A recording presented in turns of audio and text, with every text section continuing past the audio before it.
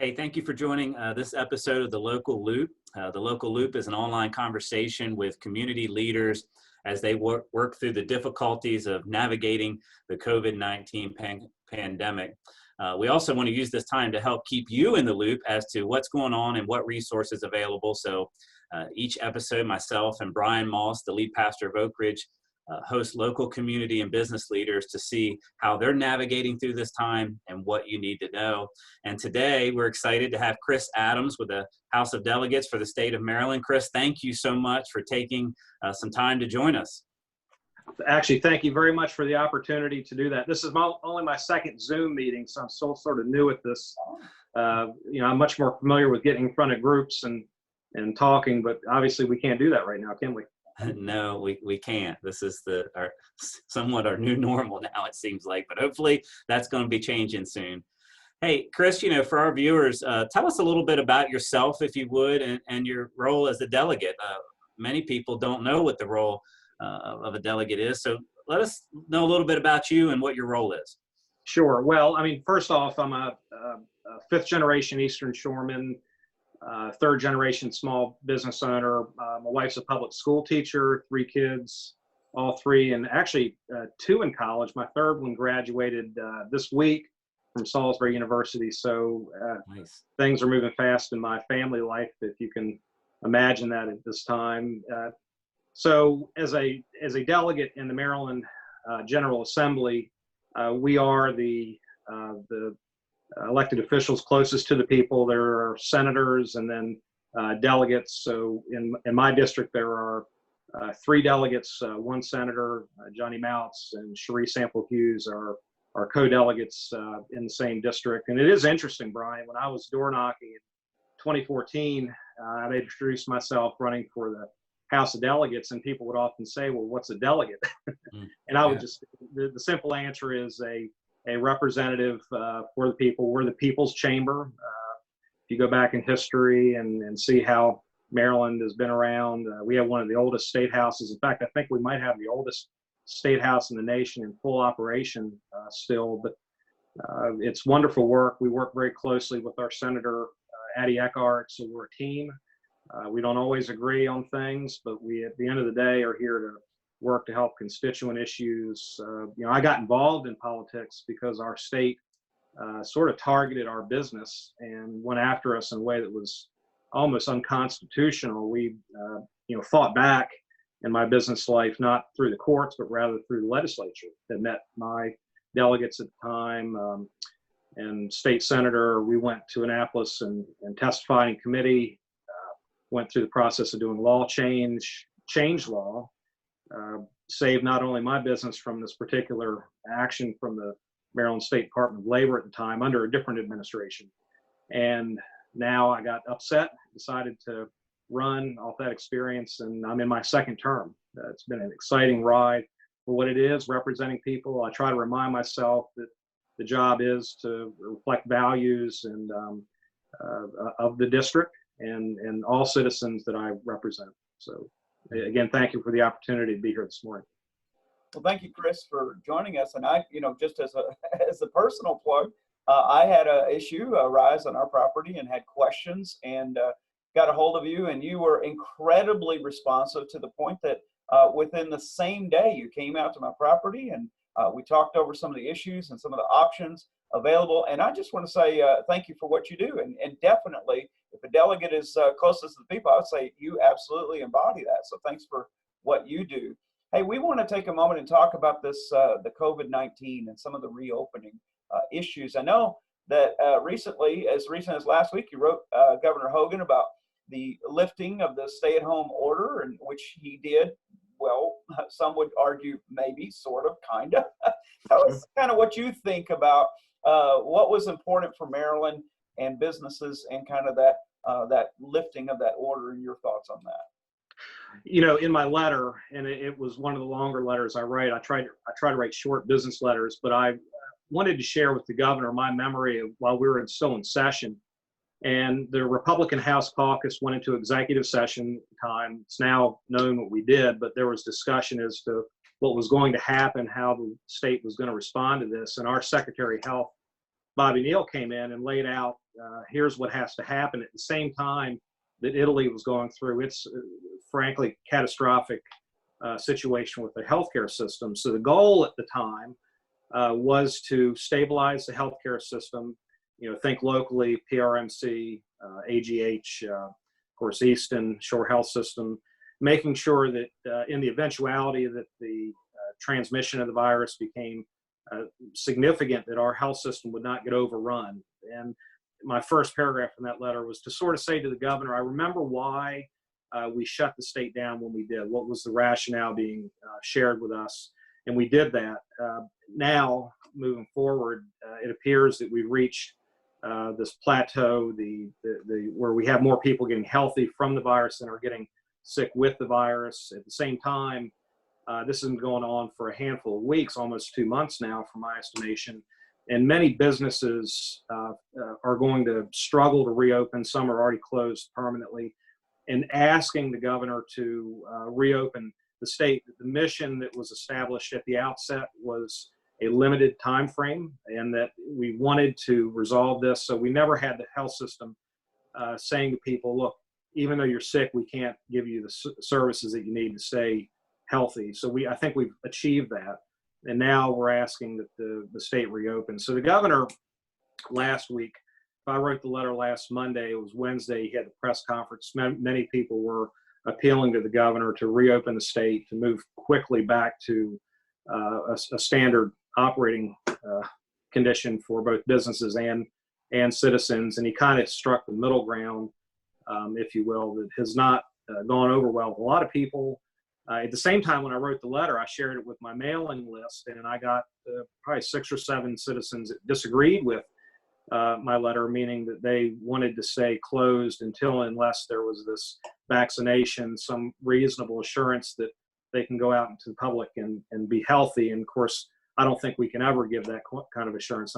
That's not what vaccines do. They're not 100% effective. And ultimately, there's this, anything I do in politics, it's about reaching compromise, creating balance, trying to use facts to come together with issues and solve them for the citizens. And this was a particularly difficult issue that we hope will come, the resolution will come soon, but I do have my concerns. Well, I would certainly say that, and I'm sure this is your observation even better than ours, but there is a great deal of tension of views and differences of opinion when it comes to the virus, the responses, the reaction, and many people would even say that some of the narrative has changed in why we're closed and why we should stay closed or not stay closed. And so it feels like a lot of that seems to be a moving target. And I can only speak as a church leader. I know, as Governor Hogan announced, churches to be able to quote unquote reopen at a 50% capacity. Yet when we read the fine print, and I think you're beginning to see pastors all over the state echoing what we feel, I compared it to basically a home builder who says to the family, hey, we're ready for you to move in, but a couple of caveats: only half of your family can go there. And by the way, you can't have electricity or bathrooms yet. We'll let you know. So I would say there's a tremendous amount of frustration on all sides, both fear and frustration, and balancing those. So it's a tight wire. So what are your thoughts on it? Has the narrative changed, or where do we go from here? Well, it's the reason why I wrote the letter, but just to sort of restate, our goal as a state was never originally established to close the state until we came up with a vaccination or some antibody or some permanent resolution to this. It was only designed, and frankly, our state can only suffer closure long enough to make sure that the health system can manage the number of people that need it in ICU, need a ventilator, need to get connected to IVs for treatment. So once we establish that, I immediately think that the goalpost has changed. I think that politics has gotten in the way of healthcare policy, and that many people, once we closed the state, once the rationale was established, then came to the conclusion that government is going to be able to promise me my health when I walk out the front door. And frankly, the government can never promise people's safety once you leave your household. But let me just say to you, a lot of citizens fed back to me their frustration, even with what the governor did last week in opening certain parts of the state to certain expansions of people's ability to go out and live their life. It's no longer stay at home; it's safe at home, and they wanted it closed further. So not trying to lose the conversation, but it's the difference between healthcare, fact-based policy, and then frankly, the world we live in today, which is very political, and it becomes hard sometimes to get people to come together to the middle to satisfy all concerns. And we can talk more about that, but yes, you're right. The goalpost has changed, and lines are starting, if they've not already been drawn, they're starting to be drawn, which is very difficult from a political standpoint to break that and then get people together so we can look for the next 10 to 12 months, obviously getting back to just life and normal. Yeah, and I'm glad that you're pointing back to that, because I think we all need that reminder that, hey, this was the intention of the stay-at-home order, the shutdown of the state, was to make sure we had healthcare available. And so I'm glad that you're pointing to that, and I hope you'll continue to be the loud voice, even for us in the community, because we have to be reminded of that. That's why it happened. And so in light of that, do you think, what's your thoughts? Do you think we should get to phase 2 quick, sooner than later? Should we be going to that soon? Do you have any thoughts on the next phase? I'm going to just fall back and say that I trust in the short run that the governor is receiving the feedback that he needs to receive. A lot of it is negative feedback, wanting more freedom, more opening. So to answer the question directly, I believe that many people are reaching out asking for just that, and saying, look, we can't have a business and be closed this long. There's no amount of money that the government can ever give us once we permanently change consumer behavior. On top of that, I think it's very destructive for just a person's psyche to be stuck at home without employment.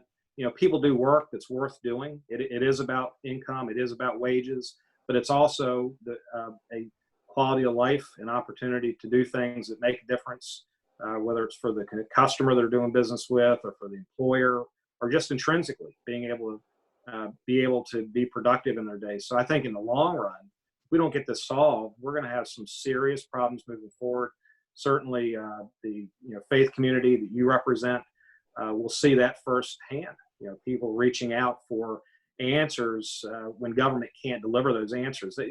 I'll just say again, I don't think government is the answer to every problem that we have. It's faith, it's self, it's being able to resolve conflict, resolve issues, come to a conclusion as to why we're here, what we're doing. And the more that we're leaning on government for those sort of things, the more difficult, I think, in our free and civil society things will be. So I think we push back on that impulse and just try to, this new normal, that phrase that's being used, I flatly reject that principle. We're America, and there's only one new normal, and that's the normal that we've always lived in, to be able to do what it is we want to do. If people feel safer at home, and maybe they're immunocompromised or elderly, people that are more susceptible to pneumonia because of any flu, not just this particular virus, but any ailment. Those are folks that I think would be well advised to take certain precautions, but take somebody like me, who's otherwise healthy, and say you can't live your life as normal. That's not going to last long in our country, in my opinion, certainly in our state. Well, I think we certainly, there's a variety of opinions out there, and I think that it's so difficult. I think that if anything, I would agree with you. Most people would not want to get back to a new norm. I don't think many people want to do that, because who gets to define the new norm? And that becomes a very sticky question. I want to turn for just a moment and talk a little bit about some of the you mentioned just there briefly, the economic impact. And then there's a lot of folks that are very concerned. I'm among those that are very concerned over the stimulus bills that have been passed through very quickly. and I think upwards of $25 trillion worth of additional debt. And I just wonder, who's going to pay that and when and how? And what are the long-term implications for our country and our economy? What are your thoughts about the stimulus bills and the relief? Well, first off, any debt is borrowing money from the people, no matter how you cut it. And the philosophy as to whether you borrow $10,000 or $10 trillion remains the same. Are you borrowing money to invest, to add value, to increase worth? Or are you borrowing money that ultimately there's no reasonable chance of repaying it? So as a business owner, when I go to the bank and say I want to build a building and I need to borrow money, there has to be a business plan. There has to be a way I'm going to pay it back. There's a, why am I doing it? Am I going to increase revenue, sales volume? That same philosophy, I think, works in government. It has to work in government. When we get away from why we make these investments, we create tremendous difficulties with public policy, because an investment that we borrow taxpayer dollars to pay, if there's no long-term reasonable assurance as to how we repay it, if there's no reasonable assurance that it adds value and creates opportunity for the country, we need to seriously consider why we're doing it. So, I'm going to make one statement and then I'll give you my answer to your question, which is that when we have $25 trillion of debt, I don't see there being any easy short-term way, obviously, of repaying that debt. So the only way out is to grow the economy to make it equal to or sufficient with being able to repay this debt over time. So economically, the only path forward is free market, is to grow small sector, small businesses. That's the majority of employment in our country anyhow. So that should be, number one. What are we doing when we're closing small businesses? We are the way out of this problem. It's not the big companies, it's the small mom and pop stores, the people that you and I do business with on a regular basis, is the way forward. So to answer your question, after laying that out, $25 trillion is simply too much money. There's no standard with which we can say, okay, here's what we're getting for our investment. I think we always have as our country a safety social net. We want to help people that need help, but government is a terrible, inefficient path to delivering resources in a lot of cases. And I just worry when we indiscriminately spend money, the headline or the tagline, and we're going to send money to people. What about the people that don't need it or don't want it? They're still going to get it. And that's not how we do things. I think we target through state agencies, certainly locally as much as possible, through the mayor's office, certainly through Wicomico County Executive's office. Where are the needs? Do we have homeless that need help? Those are ways to take taxpayer dollars and wisely invest to lift people up, give them a chance forward. This national policy that we're going to pay our way out of this is simply a poorly conceived notion. And unfortunately, a lot of people in our country believe that we can pay our way out.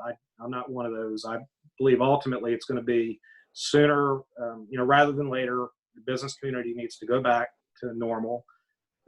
Consumers hopefully feel comfortable about walking into a small restaurant and doing business. But if they don't, they don't. We're a free country. But the sooner we get back to a normal way of life, we pay taxes, payroll taxes, I pay corporate income taxes. And, without that, we're all lost anyhow. So I worry a great deal because what I'm just saying to you is the right answer. I worry that federally we're not anywhere near having the right path to resolve those sort of issues. Yeah. Well, Chris, thank you for your feedback. Thank you for serving our community. You do it well, and we're just honored to have you here. And I think, roll up to Saturday morning at Lowe's and see how many people are there. And I think you'll see people probably are pretty comfortable getting out, I think. Well, thank you for fighting for us and our community. And we look forward to talking to you again soon. Thank you for the invitation. It's very meaningful to do that with you today. So thank you. All right. Thank you. Thank you. God bless you. We'll see you next time.